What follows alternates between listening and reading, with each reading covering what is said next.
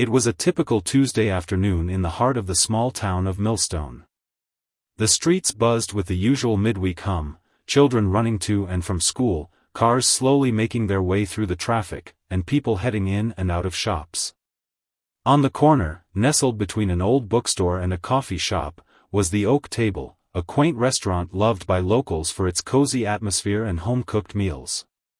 Ms. Clara Johnson, an elderly woman in her mid-70s, had made the Oak Table her second home over the years.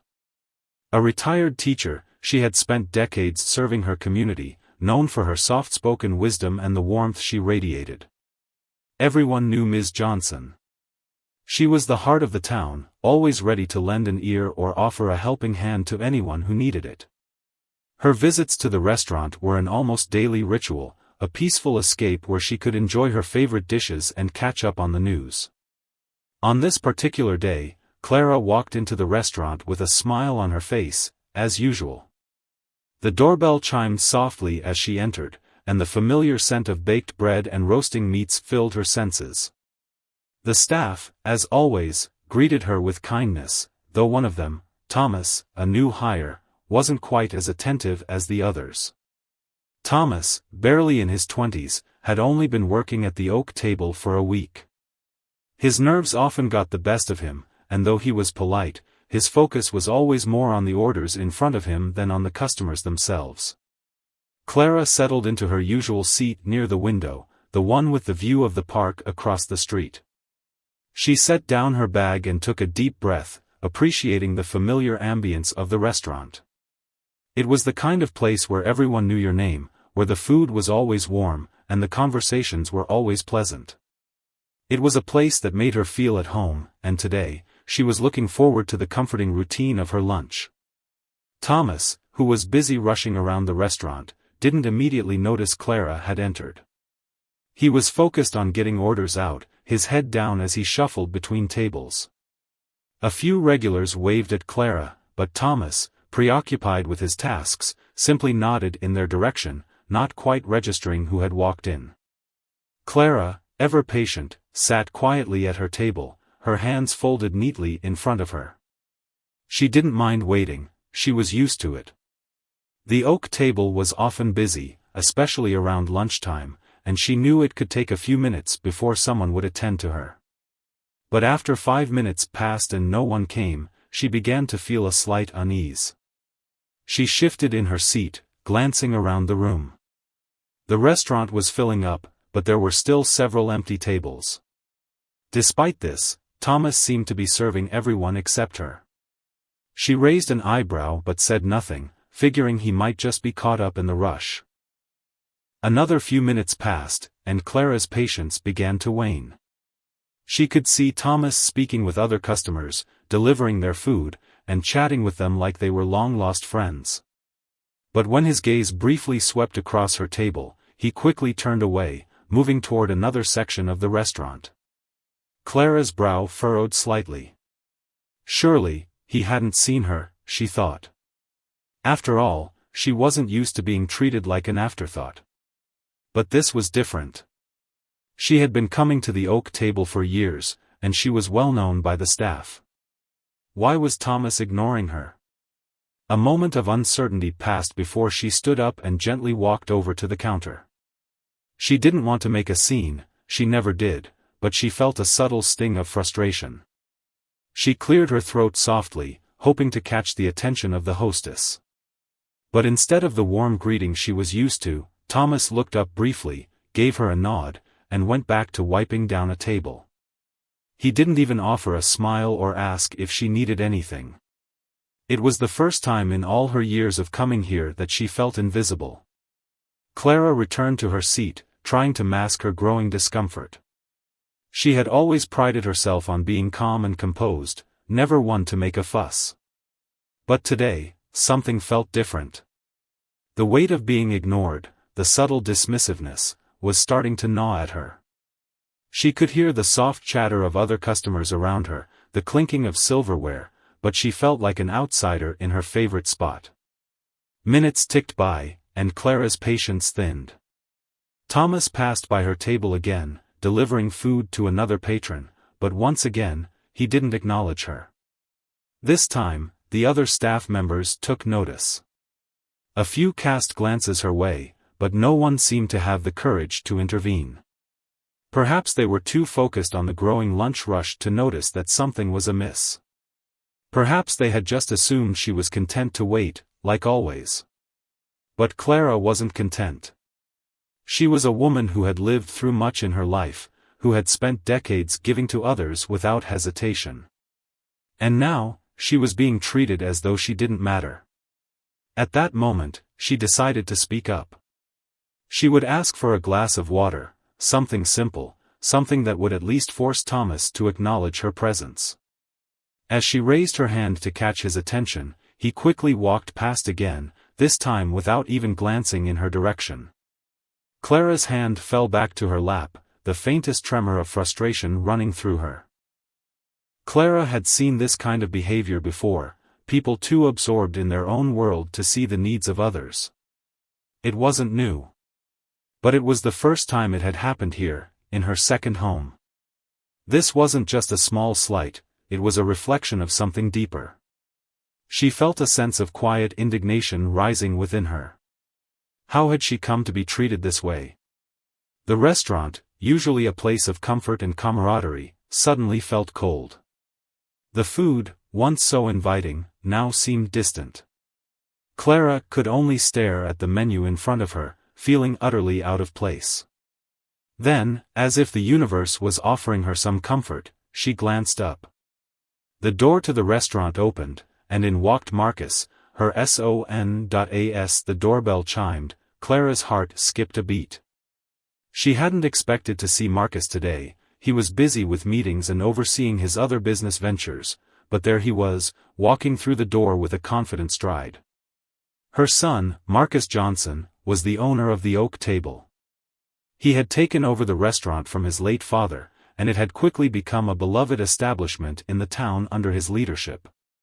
Marcus was a tall, well-dressed man in his early 40s, with the kind of presence that commanded respect. His appearance was always polished, his voice calm and assured. It wasn't just his charm that had earned him the admiration of the community, it was his genuine care for the people around him. Clara's frustration melted for a moment as she caught sight of him, but it quickly gave way to a more complex feeling, anxiety mixed with relief.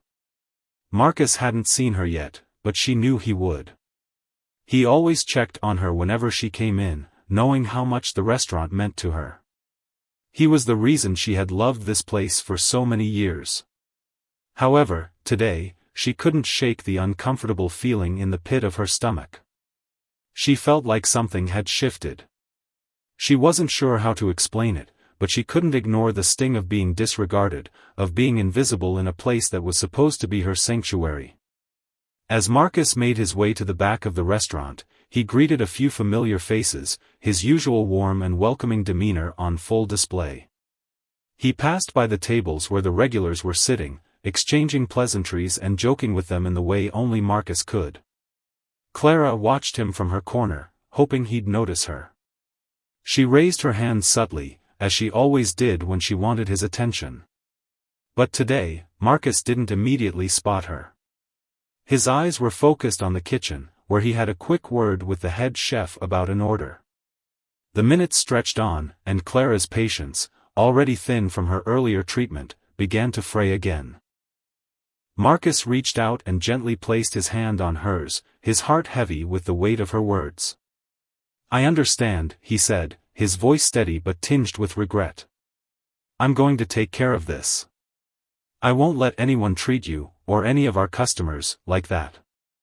Clara shook her head slightly, a small smile breaking through her frustration. "It's not just about me, Marcus. It's about how people treat each other, about how we make others feel. You've built something good here, but if we don't make sure everyone feels respected, then what's it all worth?" Marcus nodded solemnly. He had always known the importance of creating a place where people could feel at home, but hearing it from his mother, the woman who had taught him the value of kindness and dignity, struck a deeper chord than he had anticipated. He stood up, his decision clear. Without another word, Marcus walked toward the front of the restaurant, his pace quickening as he approached the kitchen. His eyes scanned the room, looking for Thomas. He found him quickly, still serving another table, his back turned toward the front of the restaurant. Marcus's jaw tightened as he moved forward, his mind racing with what to do. He had always been patient with his staff, but this was a line that had been crossed. As he neared Thomas, he could feel the weight of the moment pressing on him. This wasn't just about a poor decision made by a waiter, this was about setting a standard for the way people were treated in his restaurant. He couldn't let his mother's experience be something that just passed by unnoticed. Marcus took a deep breath and called out, "Thomas, can you come here for a second?" The young waiter turned around, his face pale when he saw Marcus standing there, his expression serious. "Yeah, Marcus? What's up?" "Come with me," Marcus said, his voice calm but filled with authority. Thomas, confused and a bit nervous, followed Marcus to the back of the restaurant, where they could speak privately. As soon as the door to the back room closed, Marcus faced Thomas, his eyes hardening. "I just spoke with my mother," he said, his voice low but steady. "She's been here for over an hour, and you didn't even acknowledge her. Do you have any idea who she is?" Thomas blinked, his face turning white as the realization hit him. He hadn't made the connection. He didn't know Ms. Johnson was the mother of the owner, his boss. I didn't know, Marcus. "I swear I didn't mean to," Thomas stammered, but Marcus cut him off. "That doesn't matter," Marcus said sharply. "She deserves respect, just like everyone else. You've made a big mistake today, Thomas." The young waiter's face turned red with embarrassment. He was speechless, caught off guard by the gravity of the situation. But Marcus wasn't finished. "I'm going to let you handle this," Marcus continued. "But I want you to think long and hard about how you treat people. Your actions don't just affect you, they affect everyone here, and they reflect the kind of restaurant we run." Thomas nodded, his shoulders slumping in defeat. "I'm so sorry. I messed up." Marcus gave him one last look, his expression unreadable. "Fix it," he said before turning away, leaving Thomas standing in the back room. Marcus walked back to the front of the restaurant, his thoughts swirling. He wasn't angry, not really. What troubled him most was the realization that a lapse in judgment, something as seemingly small as ignoring a regular customer, could snowball into something much bigger. His mother, a pillar in the community, had been brushed aside by a newcomer who didn't understand the importance of respect. As the owner of the restaurant, Marcus had a responsibility not just to the business but to the people who walked through the door each day, and he knew that he couldn't let this incident slide.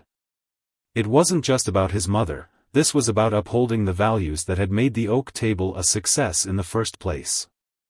As he approached Clara, she looked up at him with a mixture of concern and curiosity. She had seen him walk away in the direction of the back, and though she hadn't heard the conversation, the way he held himself told her something had shifted. Marcus sat down across from her once more, his expression thoughtful. "Mom, I spoke to Thomas," he said, his voice measured. "I'm going to give him another chance, but I've made it clear this kind of behavior won't be tolerated." Clara nodded, though her expression remained pensive. "I appreciate that, Marcus," she said softly. "But I hope you don't just do it for me. People need to know they're seen, heard, and respected, no matter who they are." Aching and uncertain of what came next. "I'm glad you're taking responsibility, Thomas," Marcus said, his voice steady. "But this can't just be a one-time thing. It's about being consistent, every day, with every customer. I want to make sure that everyone who walks in here knows they're welcome." Thomas nodded again, visibly relieved but still a little uncertain. "I understand, Marcus. I'll make sure it doesn't happen again." With that, Marcus turned to his mother and smiled, a mix of gratitude and determination in his eyes. "Thanks for your patience, Mom. I know I've got a lot to work on, but I'll make sure this place stays true to its roots." Clara smiled back, her heart swelling with pride. You've always known what's important, Marcus. And that's what makes you a good man. Just don't forget to always look for the good in others, even when it's hard. As they sat together in the quiet restaurant, Marcus felt a weight lift from his shoulders. The tension of the past hour began to fade, replaced by a renewed sense of purpose. There would be challenges ahead, but he was ready to face them. The oak table was more than just a business, it was a reflection of the values that mattered most: respect, kindness, and community. And as long as he was at the helm, he would make sure those values were never forgotten. The incident with Thomas was a wake-up call for Marcus, one that reminded him of the importance of staying connected to the people who made his success possible. It also reminded him that even in a place as familiar as his own restaurant, things could change in an instant. It was easy to get distracted by the daily grind, but Marcus knew now that the heart of any business was in the people it served, and he would always fight to ensure they were treated right. As the lunch rush wound down and the restaurant began to settle into a quieter rhythm, Clara finished her meal and prepared to leave. She stood up slowly, gathering her things. Marcus walked her to the door, his hand resting on her shoulder. "Thanks for everything, Mom," he said, his voice soft but sincere. "I'll take it from here. I won't let you down." Clara smiled, her eyes sparkling with warmth. "I know you won't, Marcus. Just remember, being kind is always the best way to run a business." With that, Clara stepped out into the afternoon sun, leaving Marcus standing in the doorway of the oak table. As he watched her walk down the street, he felt a sense of gratitude for her wisdom and for the lessons she had instilled in him over the years. And as he turned back toward the restaurant, he knew that the road ahead wouldn't always be easy, but as long as he stayed true to the values that had shaped his life, he would continue to build something that not only served food but also nourished the soul. The next few days were a whirlwind for Marcus, but they also brought clarity. He couldn't shake the feeling that the incident with Thomas had revealed something bigger, an underlying issue that had been growing in the restaurant's dynamic, something that was much deeper than just a single mistake by a young waiter. As he went through the motions of overseeing the restaurant's operations, from managing inventory to checking on staff, he kept returning to one question in his mind: how did they get here?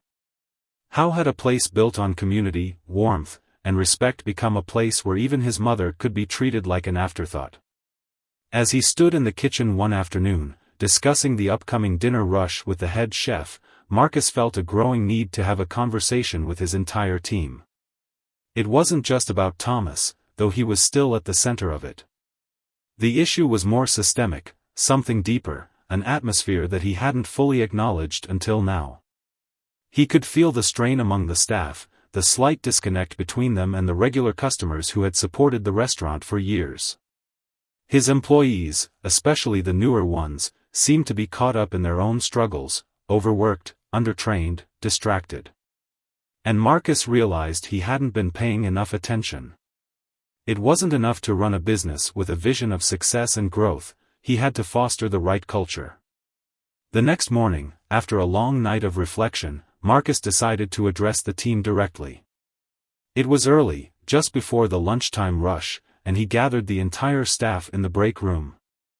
The usual hum of conversation and clattering dishes had quieted as everyone took their seats. He noticed some nervous glances, a few employees shifting in their chairs, unsure of what was coming. He cleared his throat and stepped forward, standing before them with a newfound seriousness.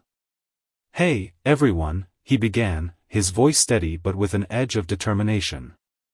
"I want to talk to you about something that's been on my mind since last week. You all know how much I care about this restaurant, about the people we serve. But recently, something happened here that made me realize we've fallen short. We're not just running a business, we're running a place where people come to feel seen, heard, and respected. And right now, we're not doing that as well as we could be." He paused, scanning the room.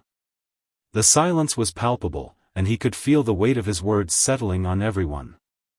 "Last week, my mom came in here to eat, and she was treated like she didn't matter. She was ignored, overlooked, and made to feel invisible. And I'm not going to let that slide. But I'm also not here just to point fingers. I want us to figure out how we can do better. How we can be better. There was a murmur among the staff. Marcus could see the mix of discomfort and acknowledgement in their faces. He knew they weren't bad people, they were just a group of individuals trying to make a living, trying to keep up with the pressures of working in a fast-paced environment. But that didn't excuse what had happened, and Marcus knew they needed to hear this message loud and clear. I don't care who you are or how long you've been here, Marcus continued, his tone firm. If you're here working, you need to give every customer the respect they deserve. Every person who walks through that door deserves to be treated like they matter. And if you can't do that, then you don't belong here. It's that simple. We're not a restaurant that just serves food, we're a restaurant that serves people, and that means creating an environment where kindness, respect, and dignity come first. The room was still silent, but now there was a sense of contemplation. Marcus could tell the staff was absorbing the weight of what he was saying. He had their attention, and he needed them to understand the seriousness of the moment. Going forward, he said, his voice taking on a slightly softer tone, we're going to work on this together. We're going to make sure everyone here feels empowered to serve with compassion. I'll be holding more training sessions, not just on the mechanics of serving food, but on how we interact with people, how we connect with them. I want to see us grow as a team, not just professionally, but personally as well. The employees exchanged uncertain looks, but Marcus could see the beginning of change.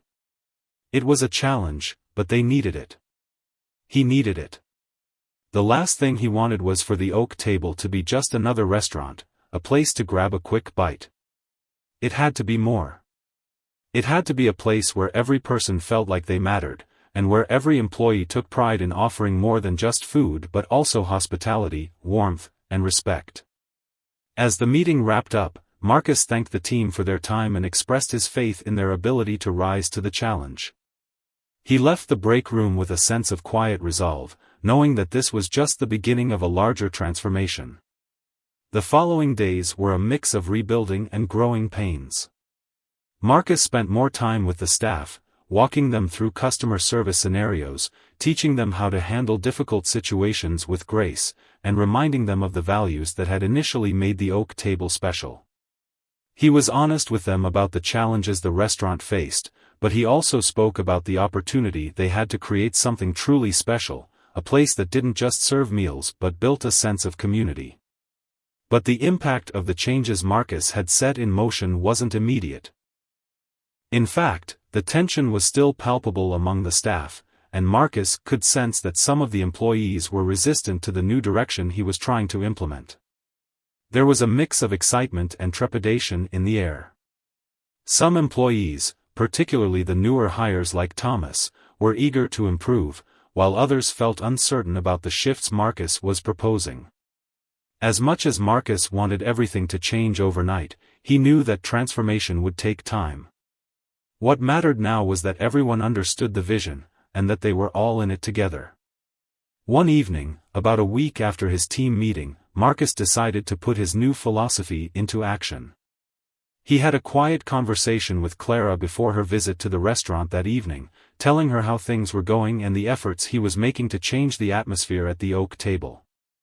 Clara, ever the voice of wisdom, simply nodded. "You're doing the right thing, Marcus," she said. "You don't need to make grand gestures, just make sure you stay true to who you are and what you've built here. People will follow your lead. Just remember, it's all about making sure others feel seen." That evening, Clara walked into the restaurant again, this time feeling a renewed sense of hope. She could sense a shift in the atmosphere, a slight but noticeable difference in the way people interacted with each other. The staff was more engaged, more aware, and as she sat down, she was greeted warmly by not just one, but two servers who made sure she had everything she needed. It was a small change, but it was a start. As Clara looked around, she saw a restaurant full of patrons laughing, talking, and enjoying their meals, not just because of the food, but because of the hospitality that now filled the air. Marcus watched it all from the back, a quiet smile on his face. He knew it wasn't perfect, that there was still work to be done. But for the first time in a long time, he felt like the Oak Table was more than just a business, it was a reflection of the community he wanted to build. And that, he realized, was worth fighting for. The weeks that followed were filled with both challenges and small victories. Marcus was determined to stick to the course he had set, but he quickly learned that true change takes time. The initial enthusiasm from the staff began to fade a bit as the day-to-day pressures of running a busy restaurant crept back in. Yet, there was something different this time, an underlying sense that something had shifted, something that couldn't easily be undone. He spent countless hours refining the training programs, ensuring that every team member, from the newest waiter to the seasoned cooks, understood the importance of respect, empathy, and hospitality. But Marcus was careful not to overburden his staff. He made sure that his new approach didn't feel like just another set of rules. Instead, he aimed to create a culture where compassion and understanding were second nature. He started to encourage open conversations, reminding everyone that mistakes were part of the process, as long as they were used to grow and learn. Though the atmosphere in the restaurant was improving, Marcus could sense that not everyone was fully on board. There were moments when the old habits crept in, when the staff reverted to the more detached, transactional way of doing things. It was during one such moment, a particularly busy Friday evening, that Marcus found himself standing by the kitchen, observing the way the servers were interacting with the customers. He noticed a young waiter, a tall, quiet guy named Matt, who was rushing through his duties but seemed disengaged. Matt was skilled at his job, he could deliver orders with speed and accuracy, but he lacked the warmth that Marcus was trying to instill in his team. After the dinner rush had slowed, Marcus approached Matt and pulled him aside. "Hey, Matt, can we talk for a second?" he asked, trying to keep his tone light. Matt looked up, his expression nervous. "Yeah, sure," he mumbled. Marcus sat down with him in the small break room. "I've been watching you lately," Marcus said, his voice calm but firm. "You're fast, you get the job done, but there's something missing. You've got the technical skills, but you're not connecting with the people who come in here. And I need to ask, why is that?" Matt shifted in his seat, clearly uncomfortable. "I'm just trying to get everything done, you know? It's a lot to juggle, and I don't always have time to make small talk with customers. They're just here for food, right?" Marcus took a deep breath, choosing his words carefully.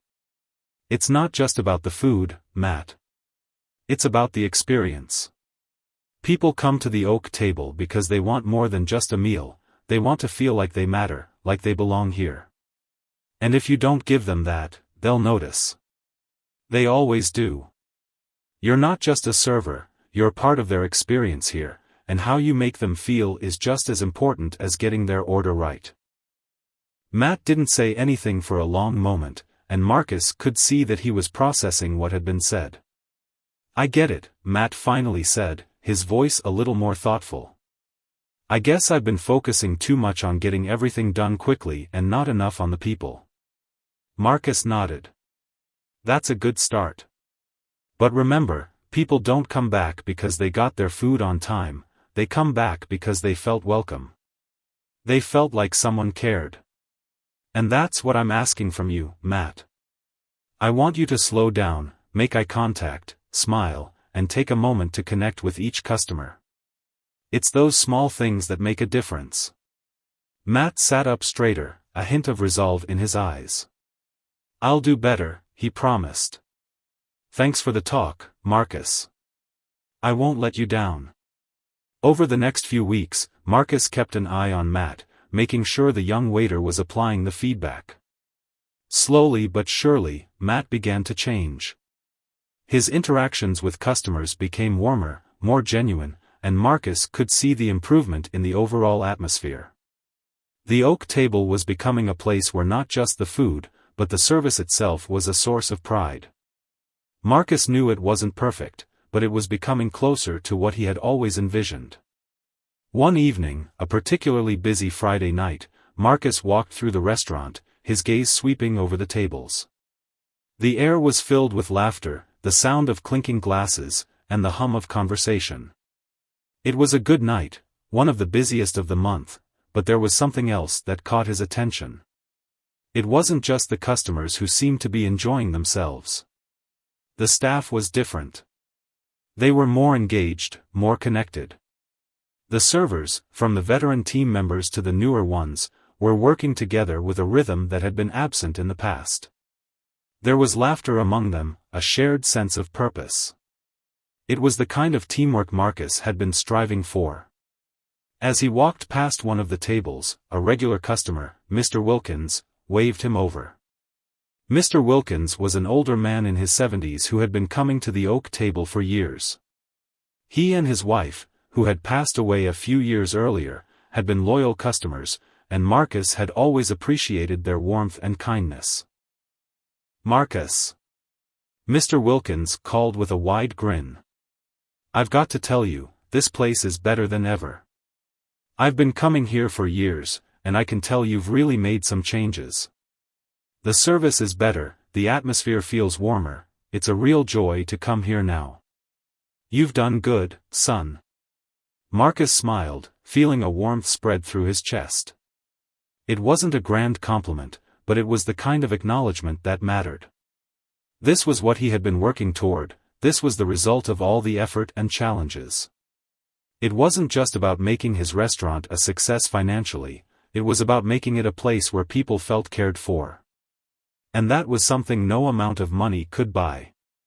Later that evening, as the restaurant slowly emptied out and the staff began to wind down, Marcus sat down in a quiet corner by the bar. He felt a deep sense of fulfillment, mixed with exhaustion. There was still a lot of work to be done, but for the first time in a long time, he felt like he was on the right path. The restaurant was more than just a business now, it was a living, breathing entity, one that was shaped by the values he held dear.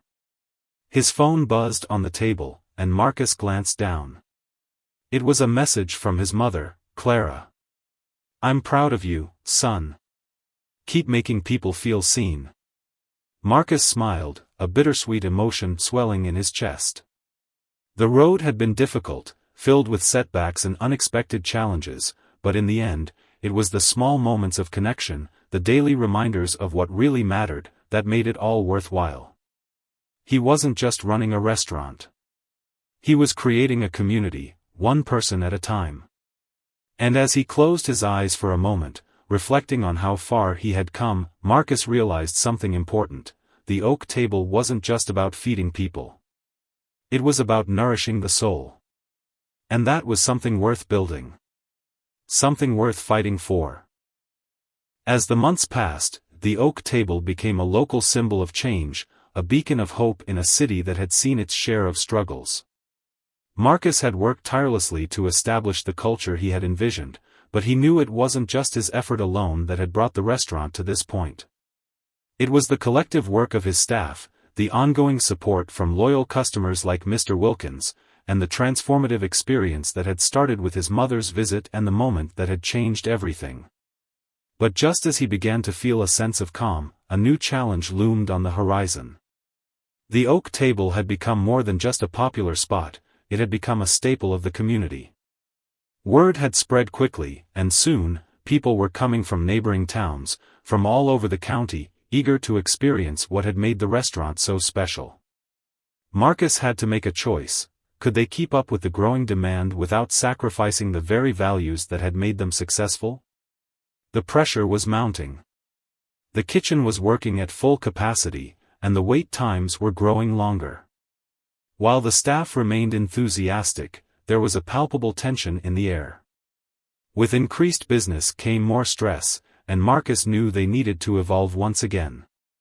He couldn't let the growth diminish the core values he had worked so hard to instill in his team. The heart of the oak table was about human connection, not just efficiency. But how could he maintain that balance? One evening, after the restaurant had closed, Marcus sat in his office, staring at the glowing screen of his laptop. He was poring over the numbers, looking at ways to increase efficiency while maintaining the same personal touch. There were multiple avenues he could explore: expanding the kitchen, hiring more staff, perhaps even opening another location. But none of these ideas felt right. They all seemed to risk compromising what the oak table stood for. He leaned back in his chair, rubbing his temples, overwhelmed by the pressure. Just as he was about to turn off the computer, a knock at the door interrupted his thoughts. It was Clara, his mother. She had been a quiet but constant presence in his life, offering guidance when it was needed, standing by him during the hardest moments. She stepped into the room and shut the door behind her, her calm demeanor always managing to ground him, even in the most chaotic times. "Marcus," Clara said softly, "I know this has been a lot for you lately. But I've been watching, and I can see how far you've come. I know you're worried about the future of the restaurant, but you're not alone in this." Marcus looked up at her, the weight of his concerns visible in his eyes. "Mom, it's not just the business. It's the culture. I'm afraid if we grow too fast, we'll lose everything we've worked for.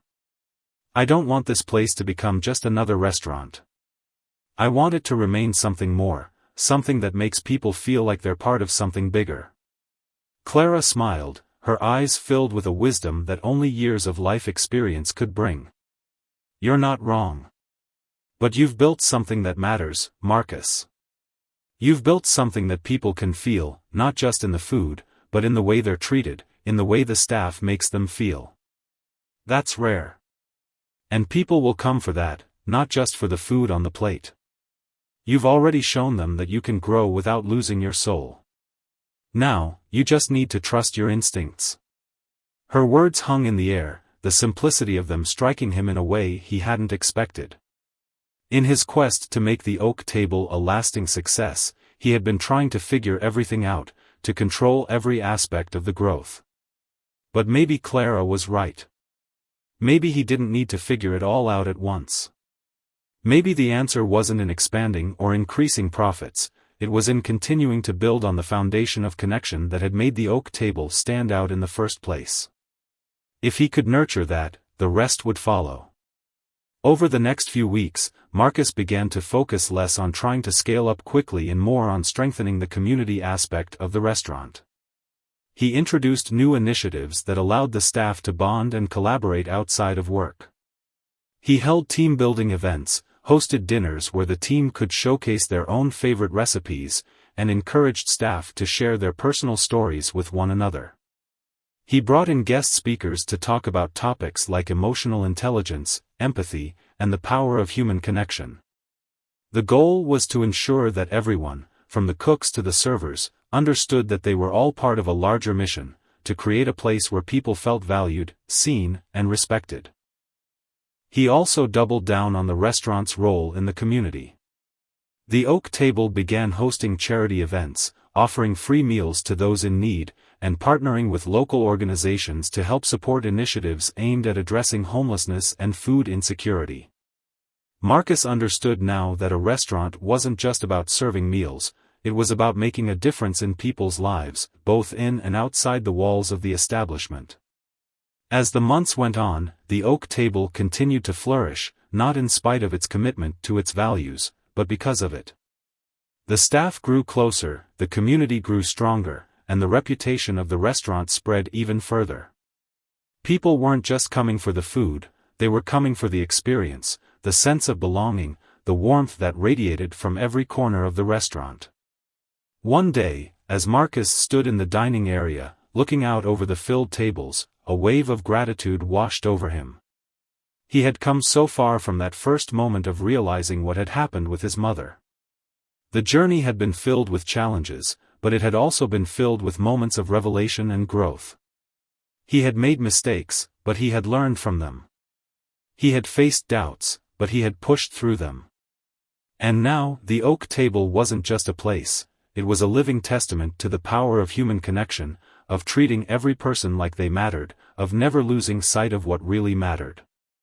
As he watched the customers laughing, talking, and sharing meals, Marcus knew that this was what it was all about. He had found a way to balance growth with soul, business with heart. And for the first time in a long time, he felt a deep sense of peace. He wasn't just running a restaurant anymore, he was leading a movement, one that would continue to inspire and uplift those who came through the doors of the oak table for years to come. And so, as the evening settled into night, Marcus stood quietly by the kitchen door, taking it all in. This was just the beginning.